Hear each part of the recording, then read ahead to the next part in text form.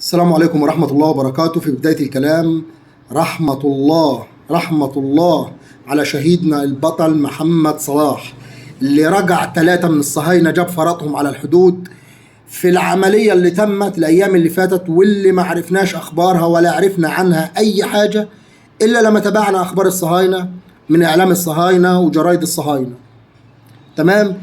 ليه؟ لأن الدولة بتاعتنا مستكتر علينا نعرف الحقيقة. الدولة بتاعتنا مستكتر علينا تعرفنا حتى ايه اللي حصل والاسباب المعهودة اللي احنا هنتكلم فيها دلوقتي. بداية محمد صلاح وهو من سكان القاهرة عين شمس، بسم الله ما شاء الله، قدر يموت 3 من اليهود قبل ما يتم استشهاده.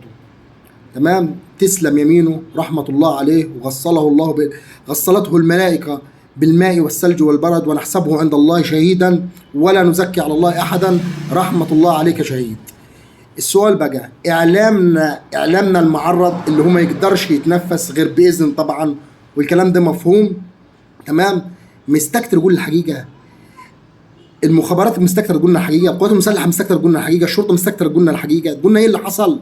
طب تخلونا نتابعوا اعلام الصهاينه. ده الصهاينه اللي هم واخدين على راسهم ومقتول منهم 3 طلعوا عرضوا صور الشهيد بتاع القتلى بتوعتهم، وعرضوا صورة الشهيد بتاعنا، وهم اللي قالوا الاسم، ومعلوماتنا جايبينها كلها منه.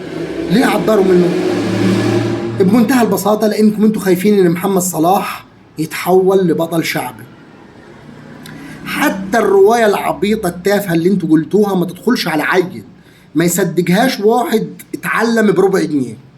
تمام؟ كان بيطارد مجموعة من تجار المخدرات، فلما طردته مجموعة تجار المخدرات عدى قال الحدود الناحية الثانية واشتبك معاهم، مما ادى الى مقتل 3 اسرائيليين. لا والله العظيم، ده على اساس ان احنا ما دخلناش جيش ولا عارفينش عسكريه.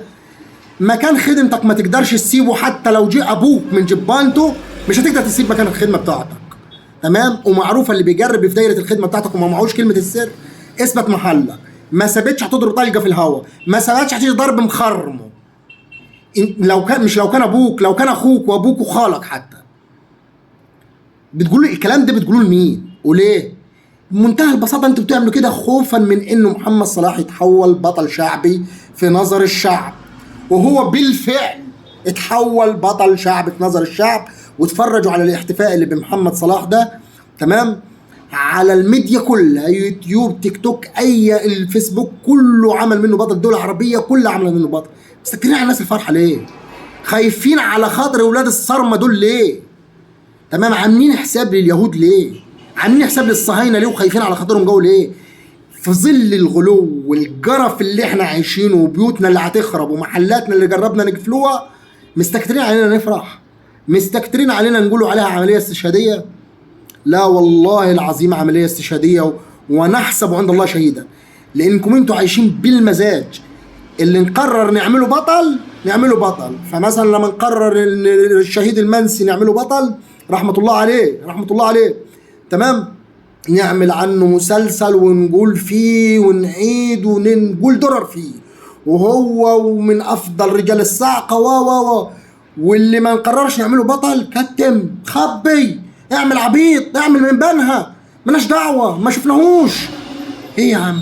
محمد صلاح بطل، تسلم يمينه، ماشي على خطى اللي صاروا قبله، ان كان سليمان خاطر ولا ايمن محمد حسن.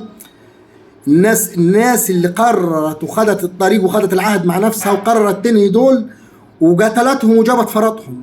تمام؟ بلدنا مستكتر علينا فرحه نستقي معلوماتنا من عند الصهاينه. تقول لا. رحمة الله عليك يا محمد صلاح، ونحسبك عند الله شهيدا ولا نزكي على الله احدا. السلام عليكم.